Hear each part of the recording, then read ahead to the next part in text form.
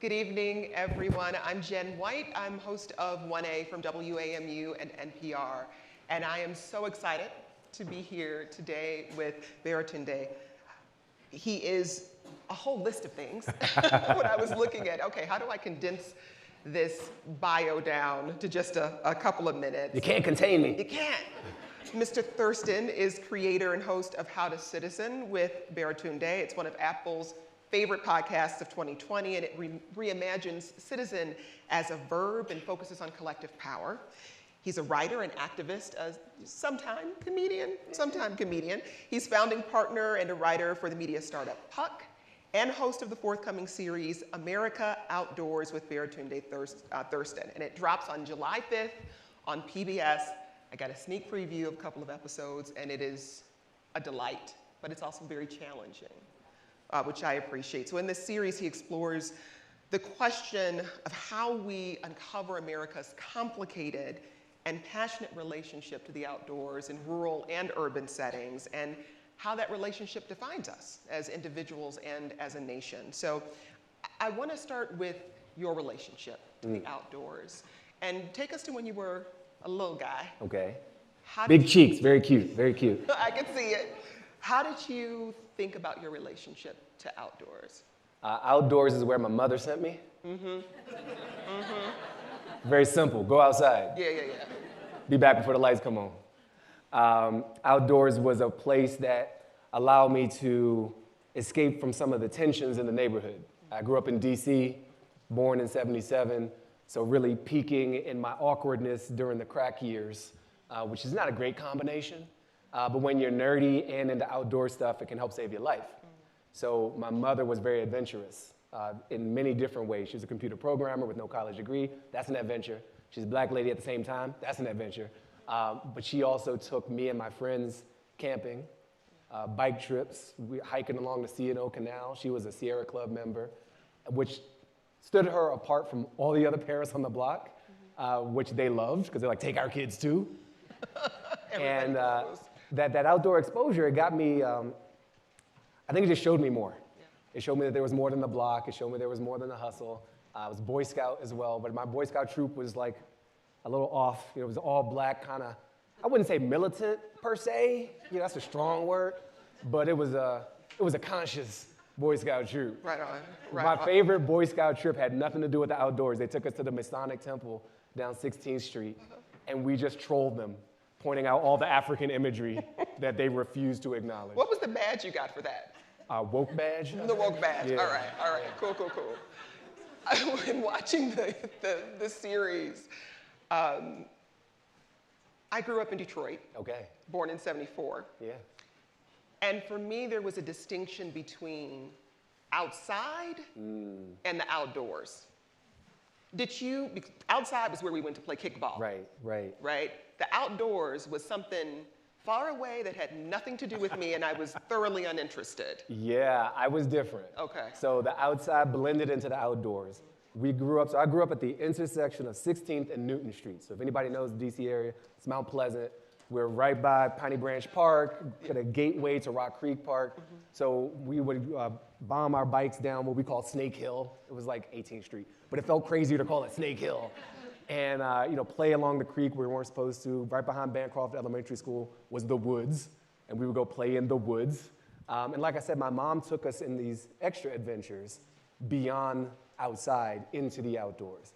So I got to love it. I loved camping. I loved the hiking. I don't like snakes. Like me and snakes, we agree to disagree, about existence or whatever. Like you do your thing over there. Right. But in general, I was really appreciative. And loved being in the outdoors, loved getting my hands dirty. When I was a kid, I thought I was gonna be a gardener when I grew up. Really? Yeah, I worked in an urban garden. I realized it was child labor now, but as a child, I was like, this is cool. I get to make vegetables. And my mom was like, we saving money. Because I would come with like bags of food from this urban garden, a few miles away. But I loved getting my hands dirty. And I was like, can you get paid to be dirty? I want that job. How did your mother talk to you and your friends about being in those spaces? Was it enough to just have you there, or did you have, because I'm thinking about the conversations we had. Whatever could you be talking about? The conversation. Don't go on those She's woods. talking about bug spray. This Don't is crazy. do it, no. 'Cause it's so dangerous out there for little black boys and these bugs. You know what I'm saying? Like the bugs could be all over you. I mean, well, for context, my parents grew up, my mother in Mississippi, my dad in Georgia. Yeah. So the conversations we had about what happened in dark places, Yeah. Yeah. even though they never said, those places aren't safe for you, Yeah. it was a seed that was planted in my head that didn't get uprooted until much later. So was your mother deliberate in how she talked about it? She was implicit on this point. I think she raised me wise enough to not have to hit me over the head with the lesson about be careful in the woods. I remember going to West Virginia with my friend Reggie, and just my mom and me and him, we knew each other from karate class, which he enrolled me in for obvious reasons. And we had gone down, me and him alone, down to the lake, probably a pond, but in my little mind it was a lake. And we're playing around in the water, me and him, and this little white boy on the beach. Beach is an elevated term for what this was. On land, pointing in the water, real agitated. I'm gonna just be very honest with the language here because I can say this, I did not encourage anyone else to say this, but he's like, there's niggers in the water, there's niggers in the water. And me and Reginald were so disconnected from the trauma of history in the moment. We were just like, where?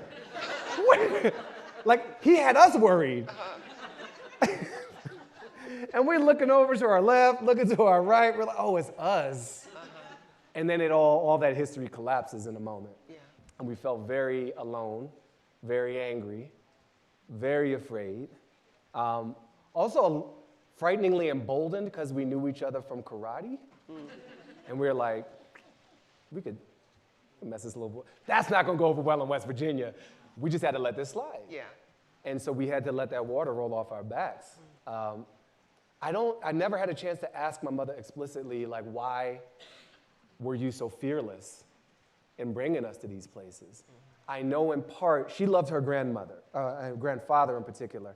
I'm named because of him, not for him, but Baratunde is based on a Yoruba name, Babatunde, father returns. And that was the father she wanted to return. She had no love for her own father, who was very abusive. But her grandparents lived out on land. She spent a lot of time with them riding horses out in the country. And I think for her, it was a safe place from her own home. Yeah. So there was probably something to making sure me and my friends got access to that she thought outweighed whatever nonsense and tomfoolery and backward thinking we would encounter. So when you went into this project, first did you go into it with any assumptions? What did you think you knew? I mean, I thought I knew the country. I traveled a lot.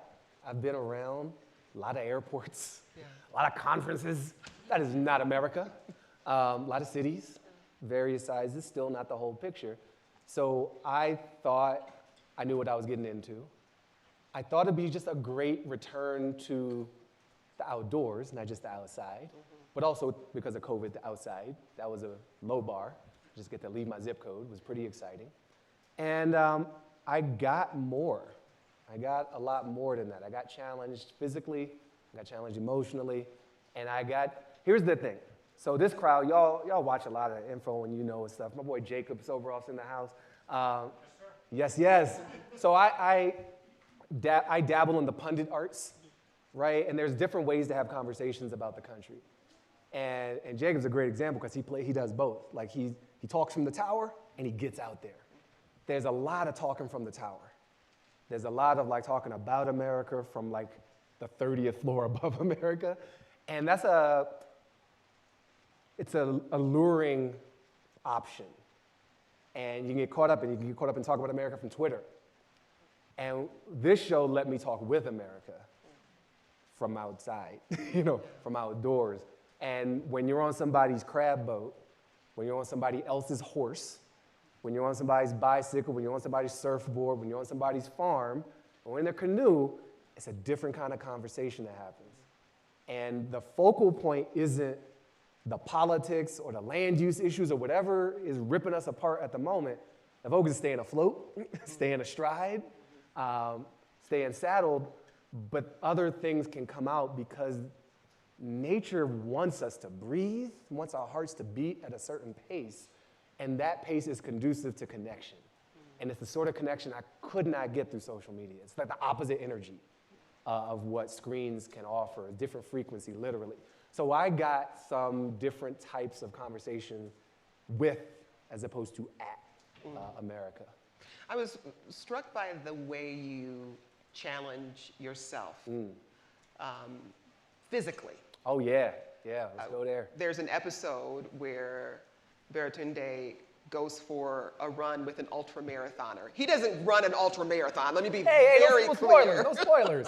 As long as all they need to know is I went on a run with an ultramarathoner.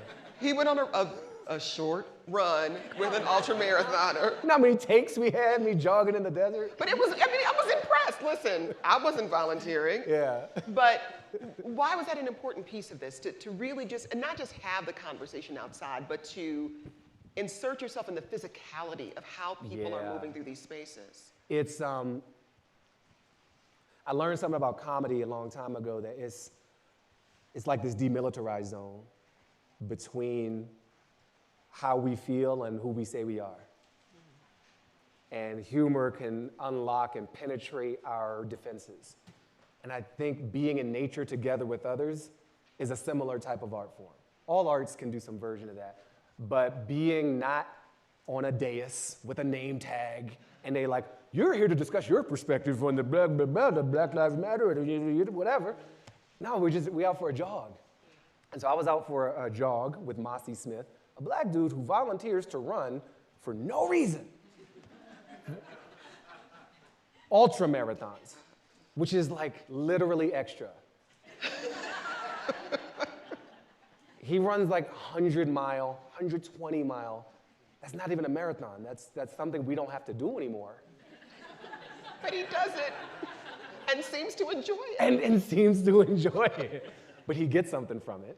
And he shared some of that with me. And it was nice, especially in light of Ahmaud Arbery, which I brought up with him, complex relationship with the outdoors. Do you feel safe out here? Also with the psychology and like the internal stuff he's struggling with that he gets to process. Men processing emotions, like we're all pretty remedial at that. Our whole culture discourages that. And here's this man out here talking about processing his emotions because you can't run from them any longer when you're just running for like 100 miles. And he was modeling a beautiful flavor of masculinity in that too. Not just the Marine veteran, but the emotionally in tune man. Yeah. When you went into the project, how did you think about the way the outdoors, how that's part of how we define American-ness? Oh, I had some thoughts. It is hard to separate what I thought before the show and what I thought since the show, because I got introduced to so many people who echoed some of my sentiments and then like added layers to this cake. I definitely went in with an understanding of the imperial history of America's relationship with land. We came here trying to get rich. We, the collective, Eurocentric, like colonizer we that founded America, came here to extract resources and seek religious freedom and blah, blah, blah, but also get paid. Like it was the Delaware Corporation. It was the Massachusetts Bay Colony. It was like all these corporations set up to extract resources. And then we leveraged the land that was here, shoved the people who were here aside, imported other people as technology essentially, right, as like mobile factories, and bred them to maximize profit. That's like a big part of our history with the land. Thomas Jefferson had this super romantic notion with land that everybody should be like a yeoman farmer. It's really romantic, really simplistic, and kind of beautiful. But like we should all, grow our own stuff and feed. I was trying to do that as a kid, growing my little radishes and whatnot. So I got a little Thomas Jefferson in me, maybe literally, because facts. It's just all there. Am I allowed to say that? It's CRT. Okay, here we go. But so it's complicated. Yeah. It's also, my understanding of America's relationship with land and outdoors is vastness and diversity. Because I visited Europe, which is like a bunch of state-sized countries. And then you travel around this one, you're like, we're still in the same country, still now, and we're in a totally different climate, politically, but also geologically. We're in a different landscape, ecosystem, the dew points all different. It's still America? Wow. So there's something expansive about how we can connect with land and the outdoors. And it's like, I think we say it even in the trailer for the show, it's as diverse as the people. And here's the fun part, what I got out the show. You know how you meet somebody and then you meet their parents? And you're like, I know how you got the way you are. That's how I feel about America. You start hanging out in the outdoor spaces, you know why people from Idaho are like this. You know why people from this part of North Carolina are like this. You know why Tangier feels like that. The environment shapes us as much as our parents, probably equal, maybe more, depending on the distribution of the recipe that makes us.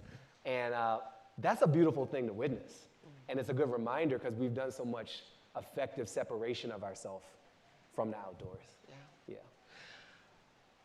I would love for you to just, because I noticed this thing where you look at a space and you look at it through one lens, and then you look at it through another person's lens, and their experience of that same space is very different.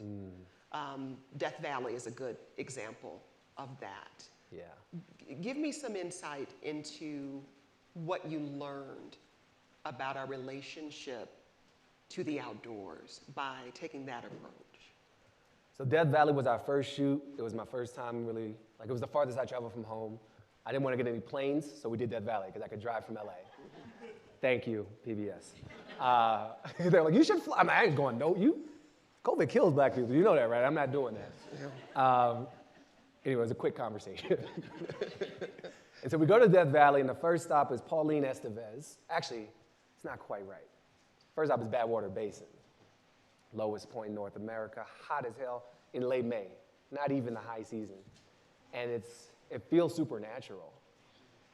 It feels alien.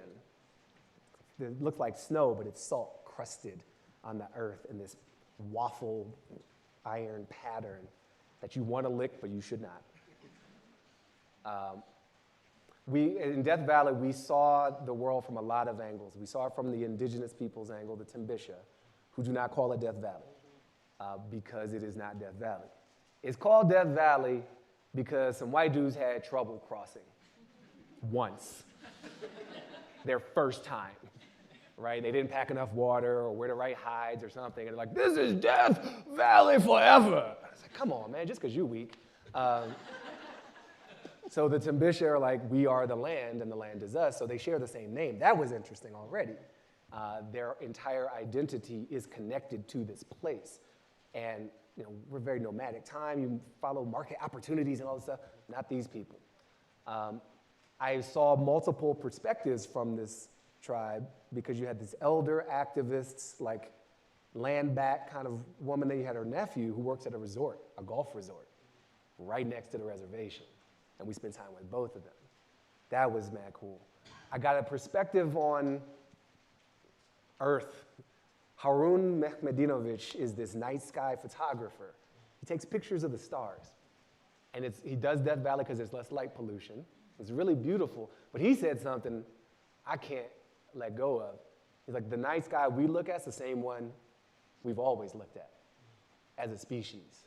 And so there's this connectivity to our ancestors looking at the same constellation of stars because we've only been here for a second.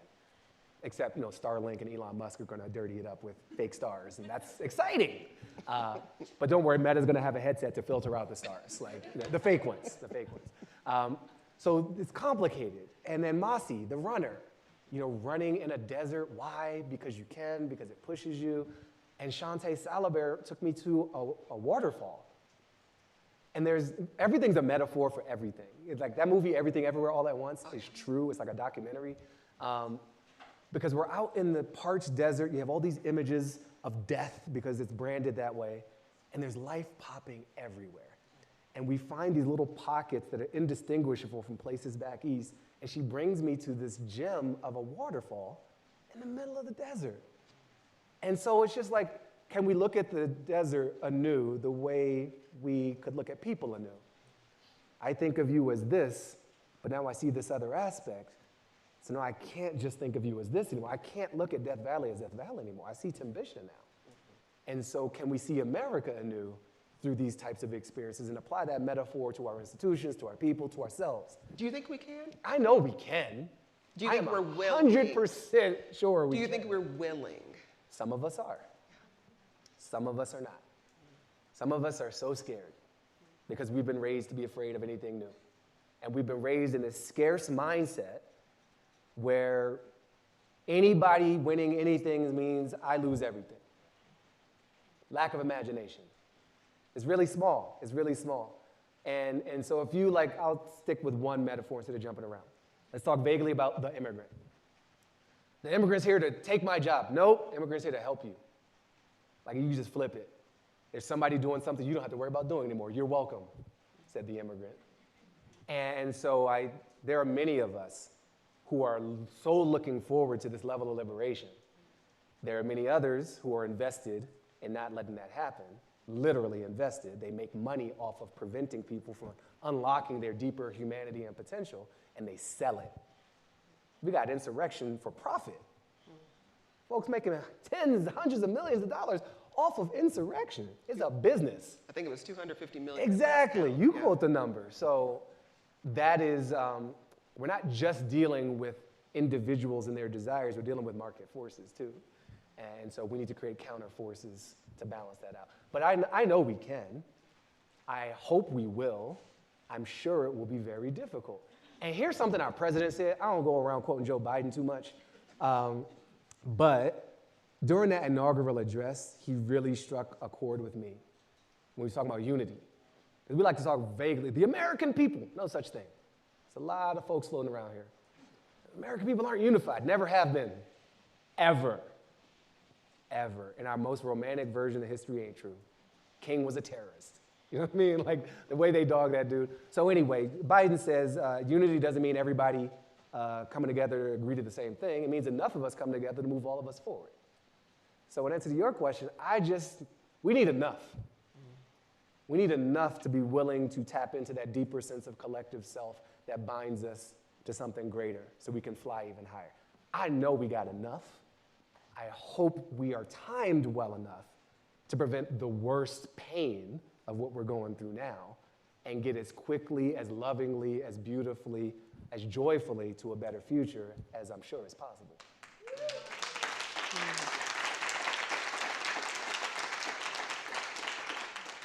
You're about to go make me camp somewhere. I'm saying all this from riding a horse. One horse.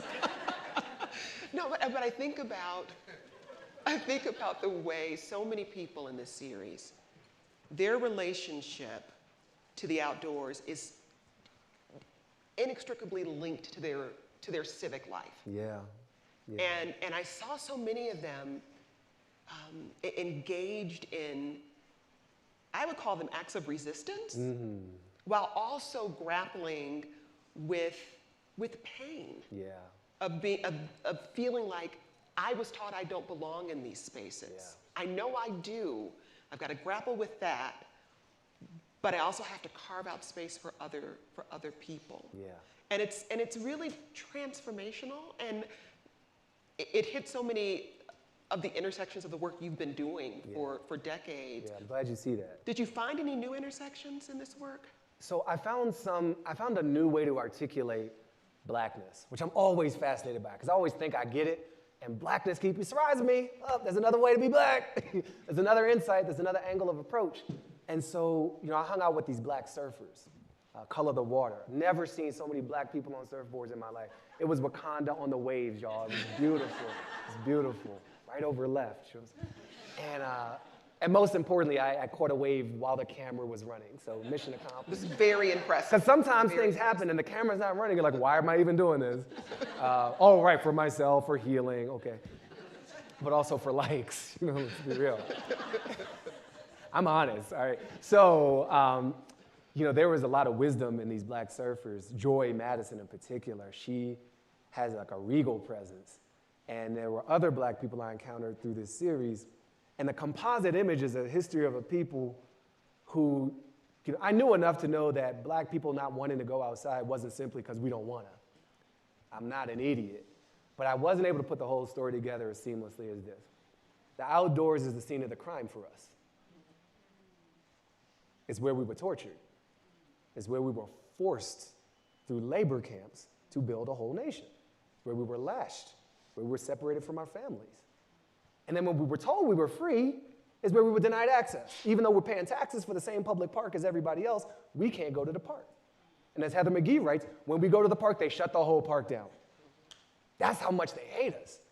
That's how much they hate the human part of themselves, that they have to dehumanize us and make up a religious story to justify it. That's deep dehumanization, and we've been a part of that. So black people not swimming, it ain't that simple.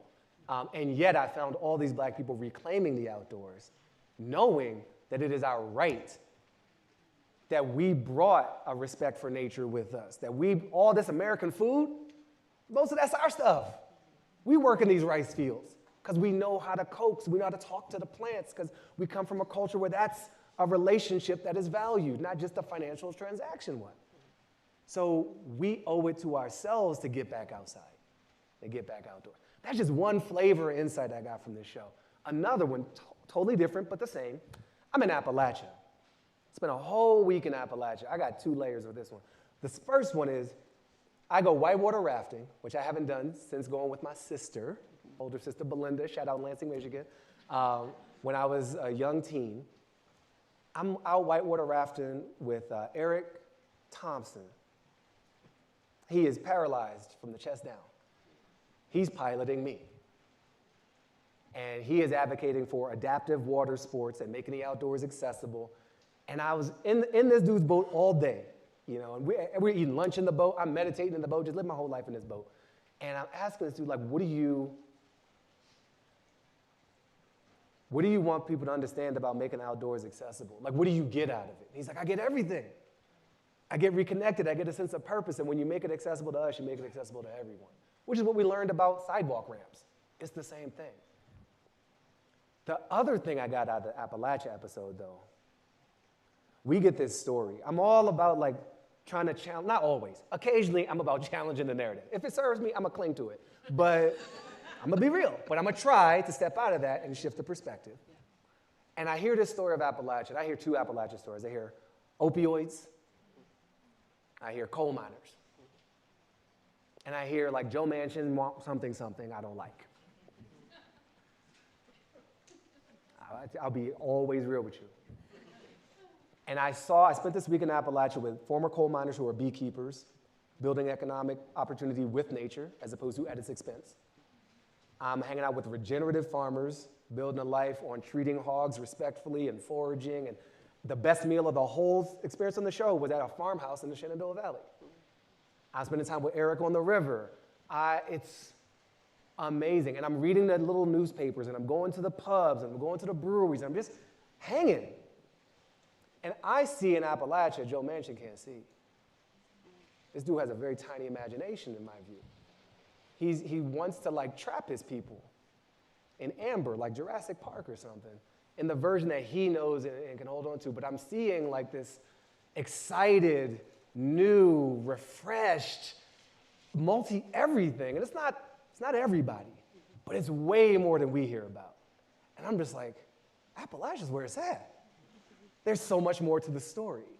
And so the outdoors, I would have never gotten that perspective just hanging out on social media or just hoping to read the right book about Appalachia. Going there with people who are building economics differently, even just through tourism and riding this river, this new national park that we got at the New River, which is a very old river. So many ironies in the show. Last thing I learned, this is a fun one for the outdoor heads. So I grew up with this inferiority complex as an East Coaster with respect to mountains. Some of y'all know what I'm talking about, right? It's the Rockies are the real mountains in America. Maybe the Sierra Madres, but the Blue Ridge, whatever. You can't really ski in Vermont. I feel like people around here say it just like that. In the economically deprived Aspen village. Hopefully they'll find some opportunity here. Maybe a business improvement district or something. The mountains are short because they old. The Rockies are babies. They don't know anything yet. Right? They're these wild adolescents. They haven't figured out. They don't have rich soil. Appalachia's where it's at. These mountains are compacted down. They have seen all of us. They've seen our best and our worst. They have witnessed everything we think we know and beyond. And that's why the food tastes so good. And that's why the people are so layered and rich, because they come from that soil. They come from that land. Those mountains are like grandmother mountains. The Rockies are adolescents. It just gave me a different point of pride for short mountains. We're going to go to questions, to Q&A in just a second, but this is a little complicated question. It's not heavy, but now that you've spent so much time in different parts of the country with different people, if you probably thought of the story the land would tell, right? If the land could speak for itself before you did the project. On the other side of it, what do you think that story is that the land would tell if it could speak for itself? Excuse me, y'all. If the land could speak, the land would weep for all the pain it has witnessed us cause ourselves. The land would tell us there's a better way to be if you just listen to me. I'm a part of you, not apart from you. So let's do this thing together. The land would say, I am the common ground that can allow you to communicate across your seeming differences. So use me in that way. I offer myself up respectfully.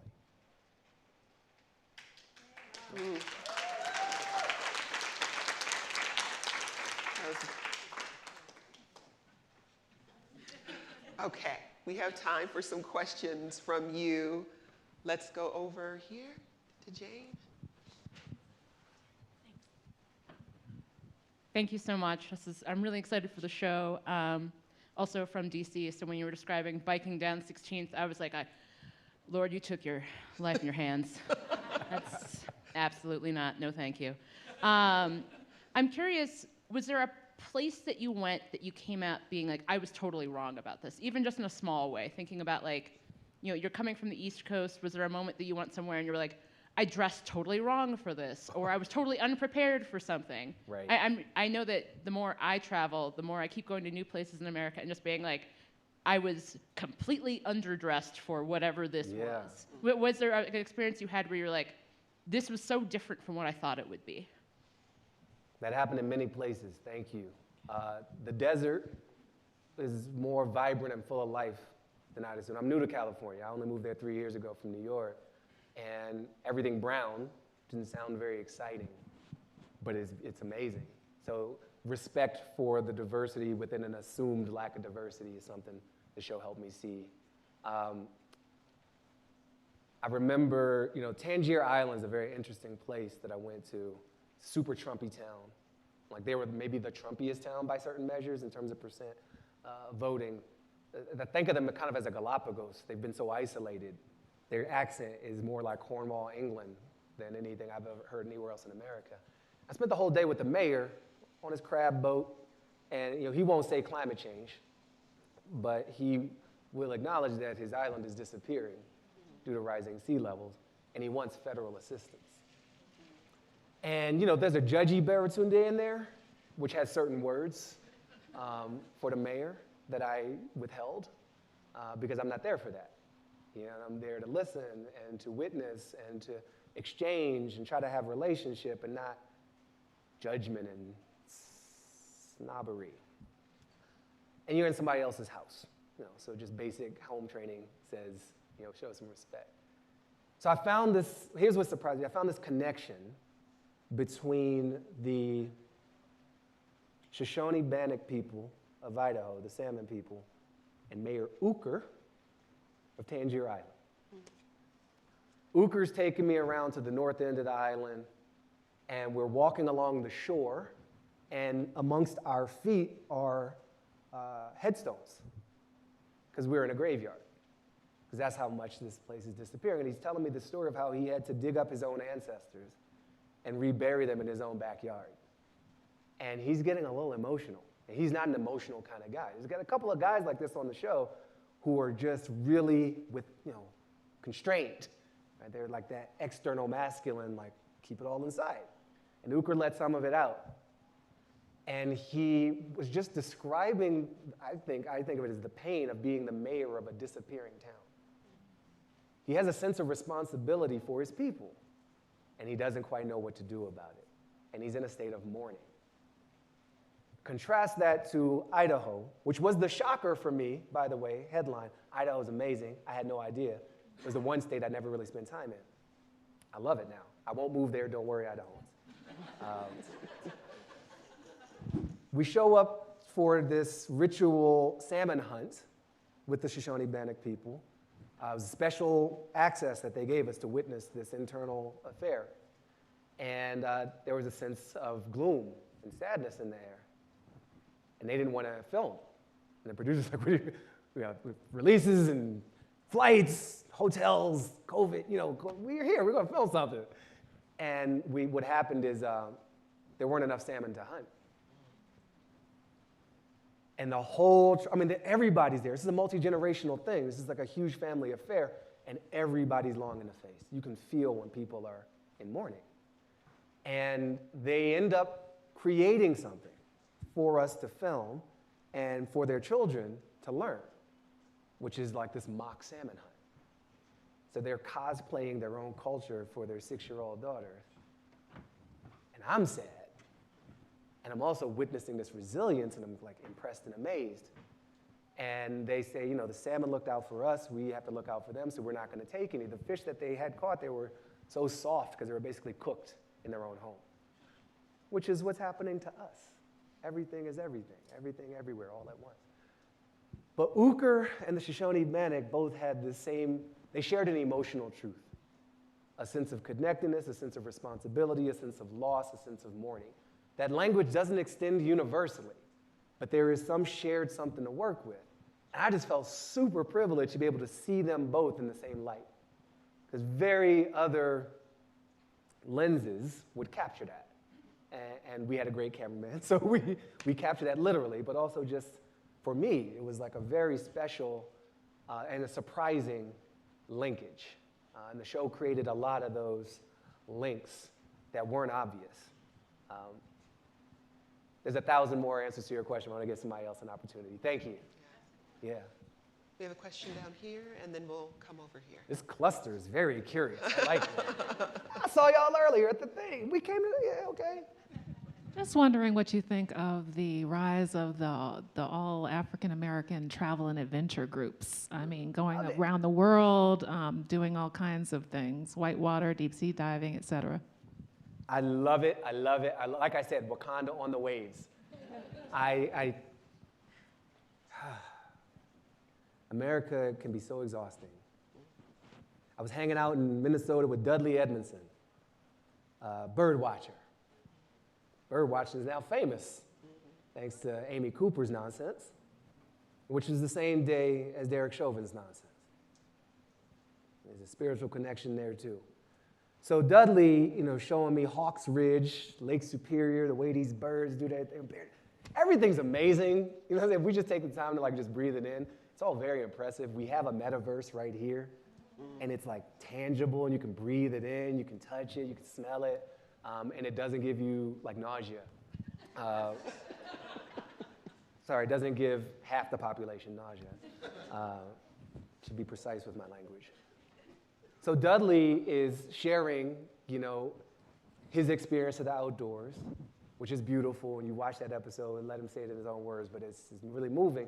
He's also sharing a story of some friends of his who were out fishing. They got shot at just for being black dudes fishing. And it's come on, America, get some new moves. This playbook is done.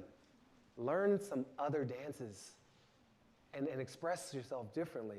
And so watching, whether it's Girl Trek with the walking, whether it's there's so much commitment to self-love. That's how I see it. And it's we're going to have each other. And, you see enough TikToks of black people out in the woods getting shouted at, but you also see us just loving each other, being ourselves, being joyful. Somebody might call the cops because they think a barbecue is like a black activist violent meeting, but then we step right back into it. So I love this idea. Team Onyx is, they're basically featured in the show. We have 2 Team Onyx members in 2 different episodes, big adventure racing team, and I'd love to see more of it. I'd also love to see a day where folks don't see with suspicion a black person just breathing. That's just what it comes down to. It doesn't matter what we're doing. We're just existing, that's the problem. So we gotta keep working at the roots, and I hope that my white American friends will work with each other to free themselves of this prison. It is no longer serving. It barely did. For most of them, it never did. Thank you. Thank you so much for this conversation. I'm Rachel Hardiman.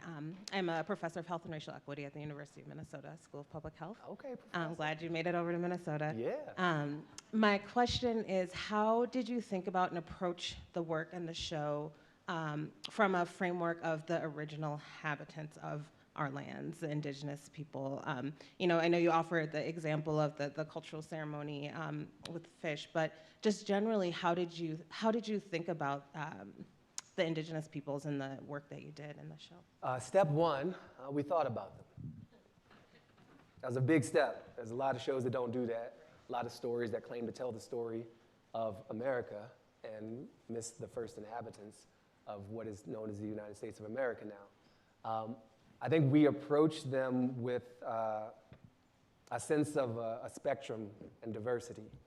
So there's multiple stories, there's multiple perspectives, there's multiple generations, and multiple landscapes. Minnesota and rice harvesting, Manuman harvesting is very different from the Sama people, very different from the Timbisha folk in the desert. And I think, here's another insight back to your earlier question. I hope we help remind people that they're still here. And there's so much fetishization through a sense of like, I'm going to name the land I'm on and stop there. And assume that everything else is in like a museum or a history book. And history is present. Like these people still walking around, they're still running land, they're still teaching and everything. Like they're still breathing, still existing. And so I think because we didn't just do like the one native story, they're in 3 different episodes in 3 different places. I hope that sends a not too subtle message that this land is their land. And I'm pretty sure we kept this in the cut. There's so much that's in my head and I can't remember. Like, is it in the final version that the country's gonna see, or is it just in my head and I get to tell you? But our national parks, are rather complicated. Well, it's pretty simple, actually. We took the land, and then we made it available to white people and called it a park, to preserve it for their enjoyment. That's simple. It's actually not complicated at all. I apologize to complicated things. I don't want to misbrand. So we acknowledge that as well, and I think a lot of, especially during COVID, a lot of people are like, yay, national parks, it's great, we have access, this is ours, mine. And we skip a couple of steps in that process of, can we just say out loud, we've broken every treaty? Can we just say that? In the land that declares itself the rule of law, we've broken every treaty. Everyone. That's remarkable. That's impressive. And we have to acknowledge that as much as we acknowledge the brilliance of our framework and the divided government and all that stuff, which we're obviously challenging, but it's still a beautiful idea. So our beautiful ideas are right next to our hideous ideas. Look at that. We're messy people. Didn't kill us to say that, did it? I think the kids can handle it. Yeah, thank you. Ooh. So we are technically out of time. She got 1 second, buzzer beater, go. Go. We'll take one question, yeah. Awesome, all right. I'll try to condense this because it's gonna be a big one that I'm throwing at you. All right, so I grew up between the Ozark Mountains in Northwest Arkansas and Chicago, which was a very interesting way to grow up. So divorced parents, summers in Chicago, school years in Arkansas. I literally graduated with the kids, not lying, of the head of the KKK. That was my reality. And I never understood that because that's not how I was raised. You know, I was 5 years old when I sort of realized that there was like a difference between the way people were in Chicago and my friends and the way that people were treating people in the rural Arkansas community that I was at. And, you know, I left after college, moved, DC, the whole thing, thought that the country had progressed. I really, you know, we elected Obama, we elected him again. I was like, yay. Then Trump came in. And you see all of this racial hatred, you see this divisiveness, you see everything that's happening here. And so many things that you've said have struck me. You know, you're talking about the land and the history with the land and who built this country, right? And you're also talking about how land and space shapes people and their opinions and informs their thinking. The Ozark Mountains are beautiful. I mean, I don't understand, and I've been trying to figure out for years, what is it that causes this mindset in this place? Is it really the scarcity argument? Is it the fear argument? It's just impossible for me to understand it because that was not the way I was raised. It was not my reality. And yet that was so prevalent. It was so normal. It was built into the church of being a good Christian and extending that. It was just all strangely there. So what causes this, and how can we change this? I mean, can the outdoors do anything? I know, I'm sorry, I threw that big thing at you.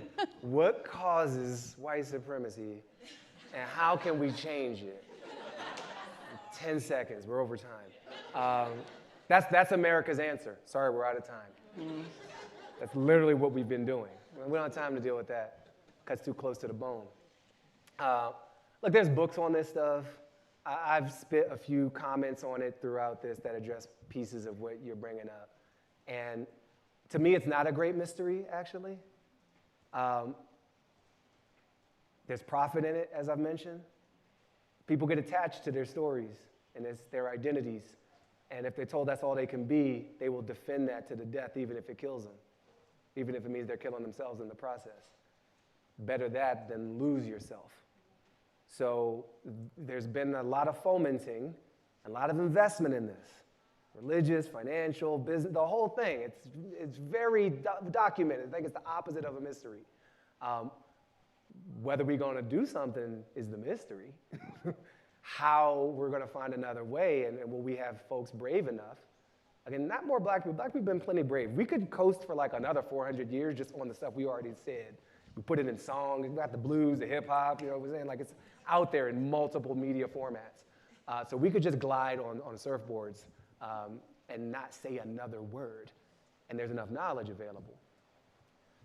It's gonna take brave people in the existing community to step up and say, listen, I know this is a compelling story we've been sold, but it's a lie. The earth is flat was a compelling story. It was proven untrue. This is different from that, but the structure of story is the same. We get attached to it. So we need better salespeople. We need somebody talking to these terrified white men about everything they're gonna lose. They're gonna have to compete for a job. Oh no. Welcome to competition. You said you were for it. No backsies now. Let's see what you got. Right? And you're going to be okay. We're all going to be okay. But that's not what's being sold. And, you know, and the demographic change, blah, blah, blah. There's literally sessions on it. But I don't want you to leave here thinking it is a mystery. It is not. And I don't want any of us to leave here feeling like hopeless about it. It is not. But I keep hitting this drumbeat of a different story that folks can hear and embody that channels a different frequency response of slightly more abundance. I'm not here to take nothing from you, here to build something with you that's bigger than anything that either of us could do separately. You up for that? That sounds good, right? Let's try putting it that way. But also we got to get the rabid, insurrectionist, violent authoritarians out the way. All right? And somebody's got to be willing to say that to them in their language from someone who looks like them. That can't come from me. Maybe that comes from Uker. Maybe that comes from a rancher somewhere. So it's a whole chess, checkers, multi-level marketing scheme. We sold Snuggies, yo. We can sell this. The amount of shit that Americans buy that we do not need. We do not need white supremacy. Sell some new shit and market it. We got the skills. At this conference, we got the skills. Meta's in the Coke building. We can do anything.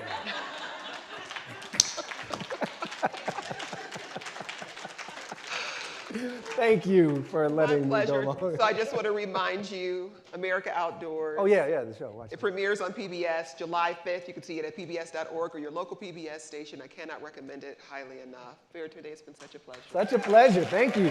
Thank you. All right. Oh!